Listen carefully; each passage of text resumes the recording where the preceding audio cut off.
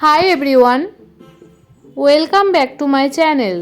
আজ আমি তোমাদের সাথে শেয়ার করব ঝাল সুজি।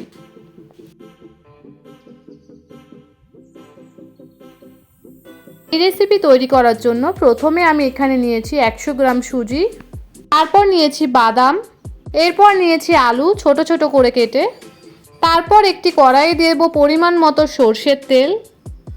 তেলটা গরম হয়ে আসলে এর মধ্যে দিয়ে দেবো কাঁচা লঙ্কা। তোমরা যতটা ঝাল খাবে ততটা লঙ্কা দেবে। তারপর একবার বেশ ভালো করে মিক্স করে নেব। এরপর লঙ্কাগুলো আমি 1 মিনিট মতো ভেজে নিয়েছি। তারপর দিয়ে দিয়েছি আলু। তারপর আবারও একবার বেশ ভালো করে মিক্স করে নিচ্ছি। এরপর 1 মিনিট মতো ফ্রাই করে নেব। এরপর এর মধ্যে দিয়েছি স্বাদ অনুযায়ী লবণ।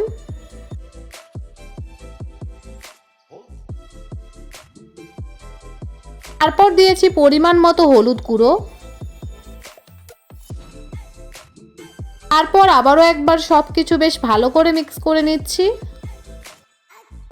এরপর ফ্রাই করে নেব কমপক্ষে 3 মিনিট মতো। আলুগুলো আমার এখানে সিদ্ধ হয়ে গেছে। তারপর আমি এখানে দিয়ে দেবো সুজি। তারপর একবার বেশ ভালো করে মিক্স করে নেব।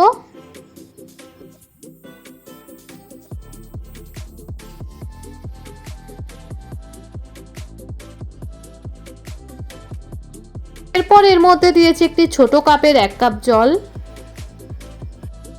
জল দেওয়ার পর বেশ ভালো করে সবকিছু একবার মিক্স করে নেব। এরপর 2 মিনিট মতো নেড়েচেড়ে বেশ ভালো করে ফ্রাই করে নেব।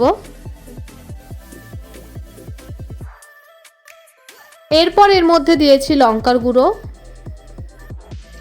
তারপর দেব এর মধ্যে টমেটো সস 2 চামচ। এরপর এর মধ্যে দেব ভাজা বাদাম। আমি এখানে সরাসরি ভাজা বাদাম ব্যবহার করেছি, তোমরা চাইলে কাঁচা বাদাম কিনে ভেজে দিতে পারো। আর তারপর দিয়েছি এর মধ্যে ম্যাগি মশলা। এরপর মিক্স করে নেব সবকিছু। ম্যাগি মশলাটা অবশ্যই ব্যবহার করার চেষ্টা করবে। এরপর হাই ফ্লেমে কমপক্ষে 2 মিনিট মতো নেড়েচেড়ে ফ্রাই করে নেব।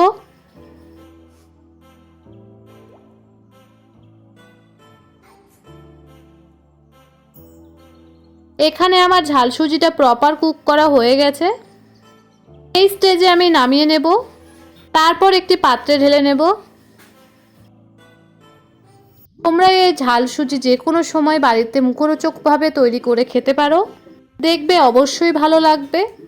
আর আমার এই ভিডিও যদি তোমাদের ভালো লাগে তবে লাইক, কমেন্ট, শেয়ার, সাবস্ক্রাইব করবেন।